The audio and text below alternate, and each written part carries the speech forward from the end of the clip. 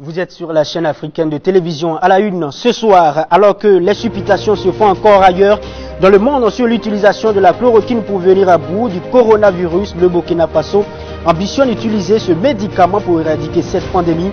Les recherches pour son usage avancent très bien, annonce faite par le gouvernement burkinabé cet après-midi.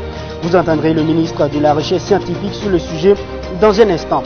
Et dans le même temps, à partir du 27 mars 2020, toutes les villes du Burkina Faso touchées par la pandémie seront mises à quarantaine. Décision issue du Conseil des ministres tenu aujourd'hui également. Un conseil pas comme les autres car il s'est tenu en ligne. Il a été décidé aussi la prolongation de 2 semaines, la fermeture des écoles et universités du pays. Les détails tout de suite. À la une également sur l'affaire chloroquine contre le Covid-19, le professeur marseillais Didier Raoult serait menacé de mort à cause de sa solution sur l'usage de ce médicament. Le parquet de Nantes a ouvert une enquête sur ce cas de menace de mort reçu par le professeur. Plus de détails dans ce 20h. Bonsoir et bonsoir à tous. Des mesures se suivent et s'imposent pour lutter contre le Covid-19 et au Burkina Faso. Les habitudes continuent de changer. Le Conseil des ministres mute en fonction de cette pandémie. Cet après-midi même, c'était un e-conseil des ministres qui s'est tenu.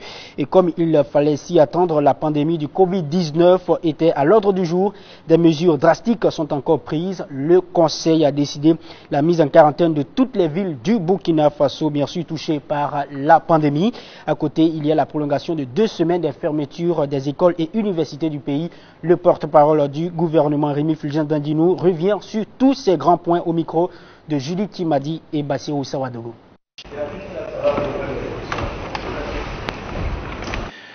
Le Conseil a décidé donc de la déclaration de l'état d'alerte sanitaire conformément à l'article 66 du Code de la santé publique. Le Conseil a décidé également de la prise d'un décret portant mise en quarantaine pour une durée de 2 semaines pour compter donc de demain, vendredi 27 mars 2020 à 5 heures, de toutes les villes ou localités ayant enregistré un cas positif au Covid-19. Le professeur Martial nous précisera ces villes-là qui seront dans le décret qui va apparaître ce soir.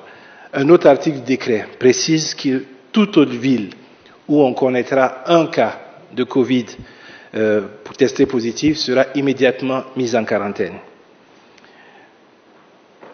Nous avons également décidé de la prolongation de 2 semaines de la fermeture des écoles, universités, centres de formation. La date de reprise donc est fixée maintenant au 14 avril 2020. Mais cette date pourrait connaître un réaménagement en fonction de l'évolution de la pandémie. De même, toutes les restrictions qui arrivent à leur terme avec donc cette mise en état d'alerte sanitaire seront immédiatement reconduites pour 2 semaines. À votre niveau, vous associez la recherche. Les chercheurs du Burkina Faso sont en mouvement pour faire donc avancer les recherches d'un remède contre le Covid-19. Le pays envisage utiliser la chloroquine associée à d'autres médicaments afin de trouver un vaccin qui va donc éradiquer le mal. Le gouvernement a fait aujourd'hui à Ouagadougou le point des avancées sur cette recherche. On y reviendra certainement dans nos prochaines éditions avec l'intervention du professeur Al-Kassoum Maïga, ministre de l'Enseignement supérieur et de la Recherche scientifique. Et à ce jour, le Burkina Faso totalise 152 résultats positifs, soit 6 de plus, 10 guérisons et 7 décès. Le professeur Martial Ouedraogo, coordonnateur national de la réponse à l'épidémie du corona, revient sur ces cas.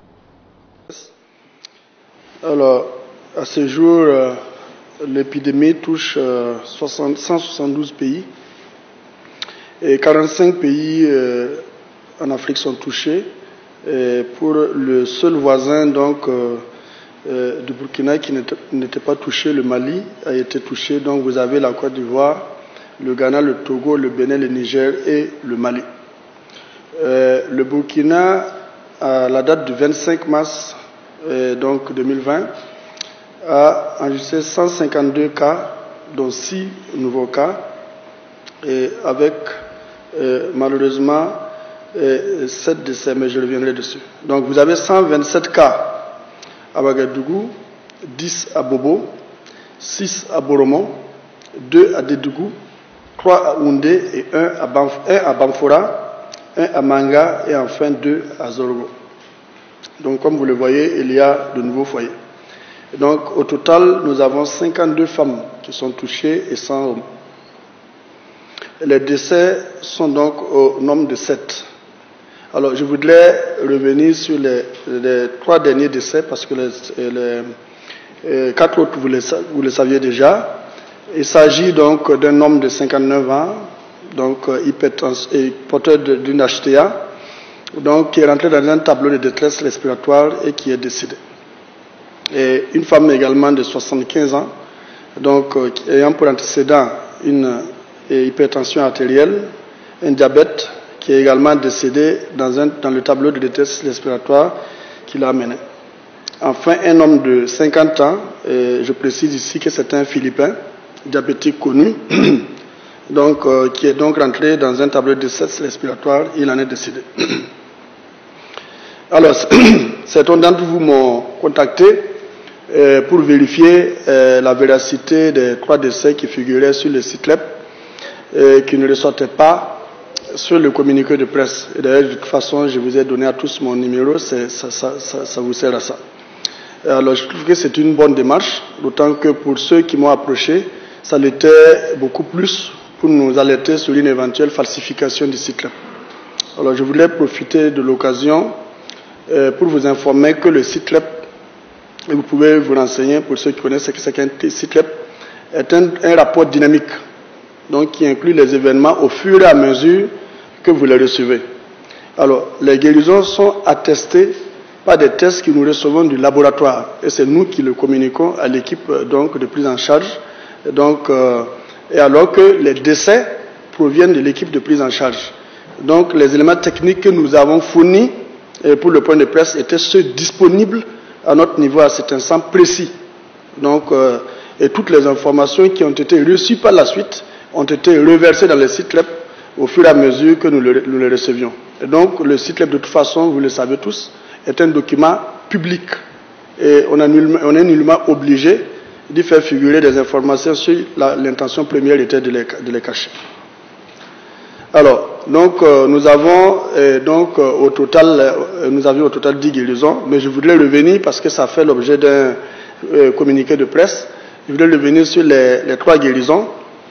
Il s'agit de 2 femmes de 26 ans et de 23 ans et un homme de 36 ans.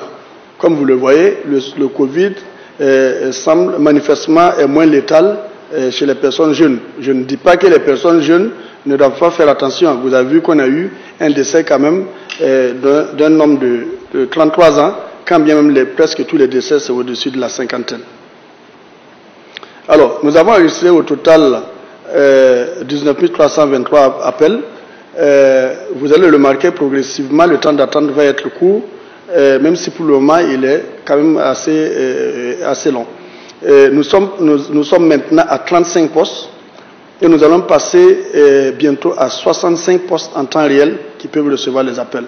Nous avons vu au total 746 personnes contacts qui sont suivies, donc dans le but de circonscrire l'épidémie. Et donc ça fait 15 personnes donc, par binôme par jour. Et donc nous avons désinfecté quand même quelques sites. Il y a les locaux du ministère du Commerce, 2 cliniques, 2 infirmeries de la Caisse nationale de sécurité sociale, des ambulances et enfin 26 domiciles.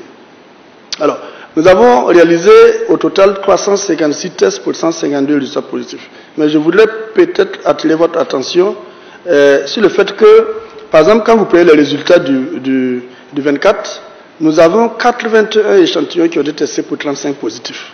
En fait, je crois qu'il y a un abus de sollicitation lié à la psychose.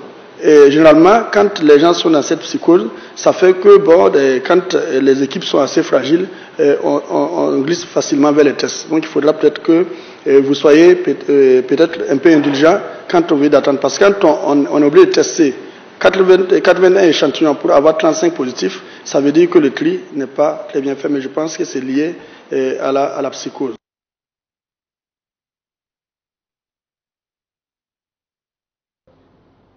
Voilà, c'était donc le professeur Martial Ouedraogo, coordonnateur national de la réponse à l'épidémie de coronavirus, qui faisait bien sûr le point de la situation en cette journée du 25 mars. En Côte d'Ivoire, le gouvernement n'exclut pas également l'usage de la chloroquine pour contrer cette pandémie. Lors d'une conférence de presse tenue donc hier à Abidjan, le ministre de la Santé a annoncé qu'un traitement à la chloroquine contre le Covid-19 n'est pas balayé du revers de la main. En Côte d'Ivoire, bien sûr, l'État a activé la piste en contactant des laboratoires et toutes les solutions possibles seront expérimentées. Je vous invite à suivre Eugène Akaoulé, ministre ivoirien de la Santé. Il s'agit pour le ministère de la Santé et de l'hygiène publique de renforcer les capacités des laboratoires dépendants directement du ministère de la Santé et de l'hygiène publique. Je vais vous dire que nous avons par exemple un laboratoire à Trècheville qui pourra faire demain ces textes, que même à l'intérieur vous avez un laboratoire au CHU Boaké également qui peut faire. Donc il s'agit de renforcer les capacités d'au moins 5 laboratoires publics qui vont avoir leur capacité renforcée. Les sites sont en train d'être aménagés pour que le service des maladies infectieuses et tropicales de Trècheville ne soit pas le seul service dédié au traitement du Covid-19. Nous avons à Abidjan à peu près 5 sites et il y en a à l'intérieur, notamment différentes frontières. Donc ces sites sont en train d'être aménagés par des préfabriqués conteneurs, ça va aller très vite. Dans le monde entier, la chloroquine suscite de l'espoir dans la lutte contre le coronavirus. C'est le cas de plusieurs pays comme la Chine, la France, les États-Unis et l'Inde. Clara Soumoné fait un détour sur tous ces pays pour bien sûr parler de la chloroquine. Le fournisseur en chloroquine décide d'en bloquer les exportations, préférant privilégier l'approvisionnement de sa population. Pas de panique, en cas de besoin, d'autres pays peuvent fournir le médicament ou son principe actif. Il s'agit de la Hongrie, la Finlande, la Chine ou encore la Corée du Sud. La chloroquine pour lutter contre le coronavirus. Des chercheurs chinois, français et même le président américain en sont persuadés. En Chine, plusieurs essais cliniques dans plusieurs hôpitaux à travers le pays auraient prouvé sa bonne tolérance et son efficacité. Cet antipaludique vieux de plus de 70 ans est aussi utilisé en France par le professeur Didier Raoult, médecin-chercheur. Sur le sujet, il a même publié une vidéo le 25 février dernier intitulée « Fin de partie pour l'épidémie de Covid-19 ». Il recommande ainsi l'utilisation de la chloroquine en France pour les patients porteurs du coronavirus. Pour preuve, le 16 mars dernier, le professeur l'a administré à 20 de ses patients atteints du coronavirus. 6 jours après, 75% de ces malades étaient rétablis.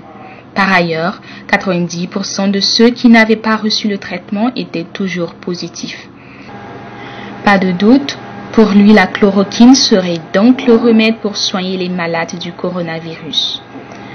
Pas plus tard que le 21 mars dernier, un essai clinique est lancé en Europe afin de prouver l'efficacité de 4 traitements dont la chloroquine. Cet essai se fera sur 3200 malades du coronavirus, dont 800 Français.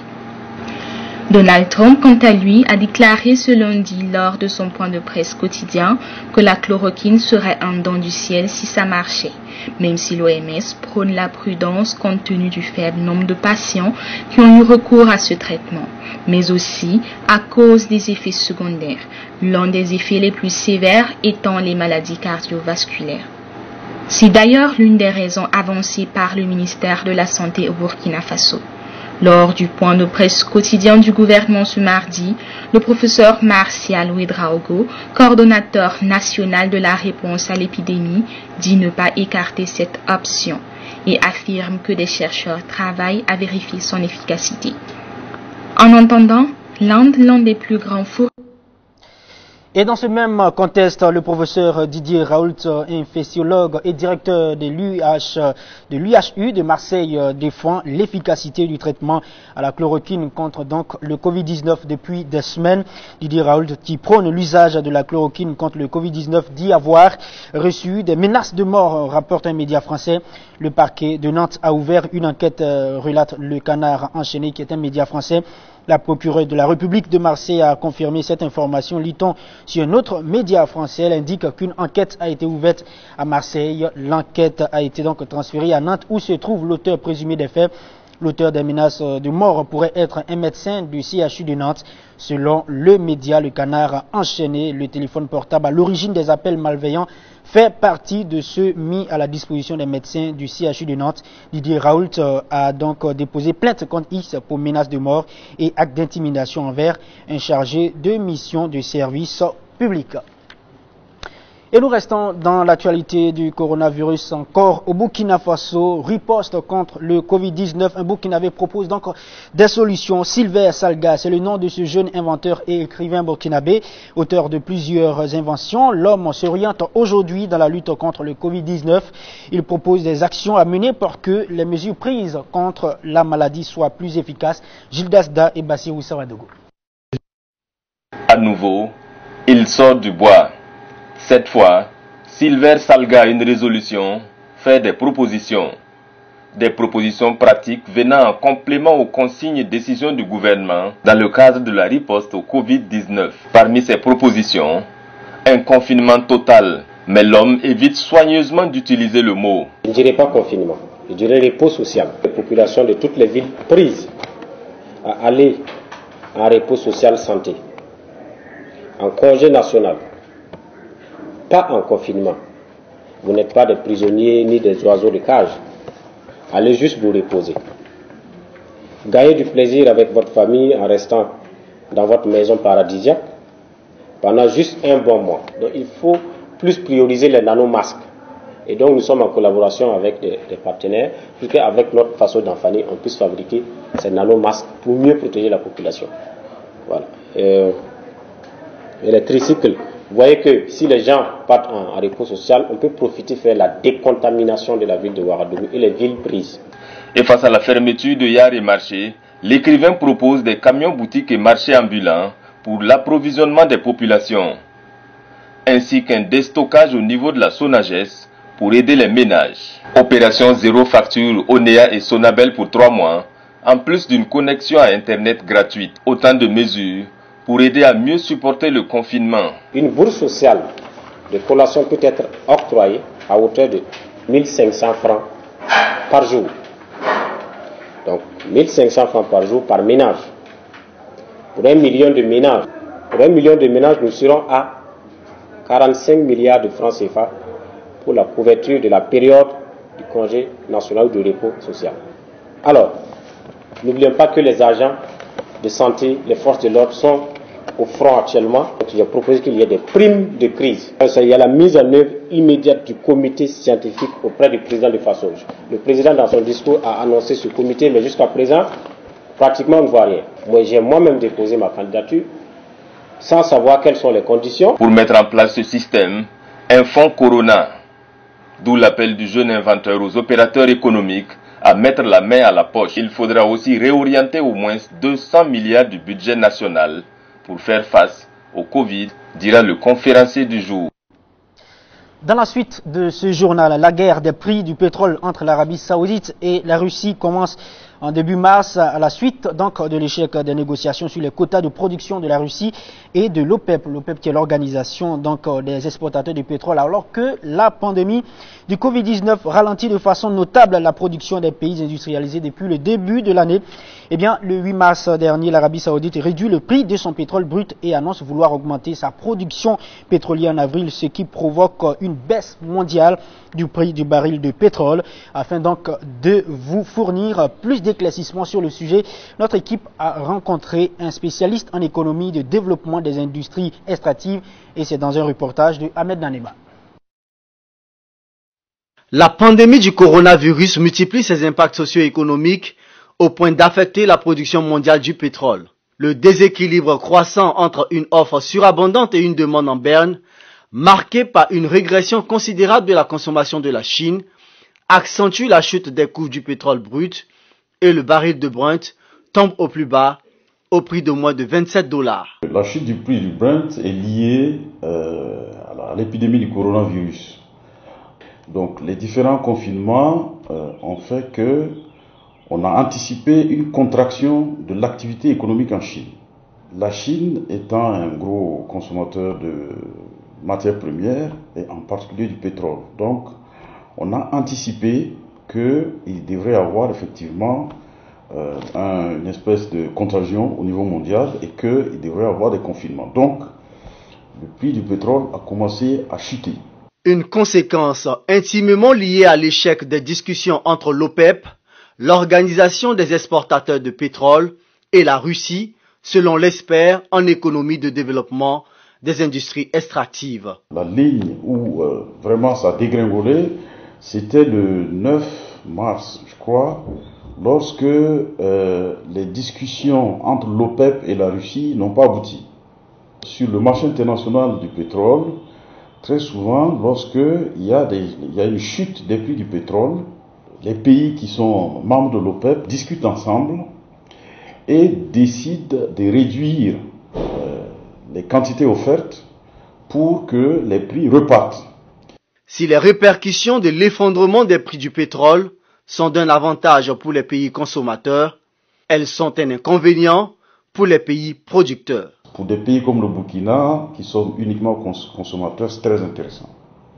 Parce que les prix vont baisser, l'État va faire des économies. Ça, c'est clair. Après, l'État peut décider de répercuter, comme je disais, sur l'individu lambda en baissant les prix à la pompe ou pas. Mais des pays comme le Nigeria et tous les pays producteurs vont souffrir.